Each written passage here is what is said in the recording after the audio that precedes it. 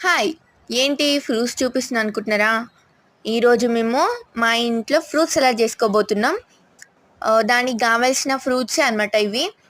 First అయితే ఒక 3, 4 apples అయితే మంచిగా కట్ చేసుకున్నా. అండ్ ఒక guava, grapes and pomegranate. Pomegranate గూడా నేను 4 తీసుకున్నా. మంచిగా ప్రొమోగ్రనేట్ ప్రోటీన్ కాబట్టి. నేనైతే ఇందులో బనానా ఎయడం మర్చిపోయినా. అండ్ మీకు నచ్చిన ఫ్రూట్స్ అయితే ఎయ్యండి. బనానా నేను లాస్ట్‌కి యాడ్ చేసుకున్నా మళ్ళీ. ఇక్కడ చూపిస్తున్నా ఏంటనుకుంటున్నారు గదా! ఫస్ట్ అయితే మీరు హాఫ్ లీటర్ మిల్క్ తీసుకోండి. అంటే మీరు ఎంతమంది ఉన్నారో చూసుకొని తీసుకోండి. 5 మెంబర్స్‌కి ఉంటే మాత్రం హాఫ్ లీటర్ తీసుకోండి. మేము 5 కాబట్టి. హాఫ్ లీటర్ మిల్క్‌లో 2 or 3 spoons of custard powder తీసుకోండి. దాంట్లో మంచిగా వాటర్ ఏసి దాంట్లో ఏమి ఉండలు లేకుండా కలుపుకోండి కస్టర్డ్ పౌడర్‌ని. తర్వాత పాలు బాగా బాయిల్ అయినంక తగిన షుగర్ ఏసుకొని షుగర్ గూడా మొత్తం దాంట్లో డిజాల్వ్ అయిపోయినంక ఈ కస్టర్డ్ పౌడర్‌ని వాటర్‌లో కలుపుకున్నాం కదా!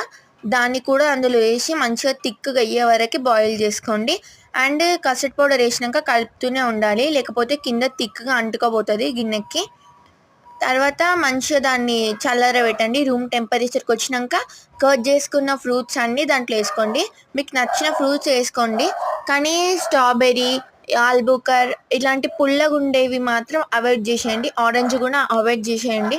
లేకపోతే టేస్ట్ అంత బాగోదు. పుల్ల పుల్లగా అయిపోతది. కివి అండ్ డ్రాగన్ ఫ్రూట్ మాత్రం అస్సలు ఏసుకోకండి. ఎందుకంటే అవి హీట్‌కి మొత్తం కరిగిపోతాయి. అందుకే ఏసుకోకండి. నెక్స్ట్ మనం మంచిగా కట్ చేసుకున్న ఫ్రూట్స్ అన్నీ ఈ మిల్క్‌లో ఏసేసి బాగా కలపండి. ఒకవేళ మీ దగ్గర కస్టర్డ్ పౌడర్ లేకపోతే కార్న్ ఫ్లోర్ కూడా మీరు కలుపుకొని ఏసుకోవచ్చు. మంచిగా థిక్‌గా అయితది. బ్లాక్ గ్రేప్స్ కూడా ఆప్షనల్ అండి. కానీ బ్లాక్ గ్రేప్స్ పుల్లగా ఉంటాయి కాబట్టి నేను ఏసుకోలే. ఇట్లా మంచిగా ఏసుకొని బనానాస్ కూడా ఏసుకోండి మీరు. చాలా బావుంటది. బనానాస్తోనే దీనికి టేస్ట్ వస్తది. తర్వాత ఏం చేద్దాం అనుకుంటున్నారు కదా! తీసుకెళ్ళి ఫ్రిడ్జ్‌లో పెట్టేయండి. చల్లగా తింటే సూపర్ ఉంటది ఫ్రూట్ కస్టర్డ్. ఫ్రిడ్జ్‌లో పెట్టేసి బాయ్ బాయ్ చెప్పేసేయండి. బాయ్ బాయ్ మీకు గూడా.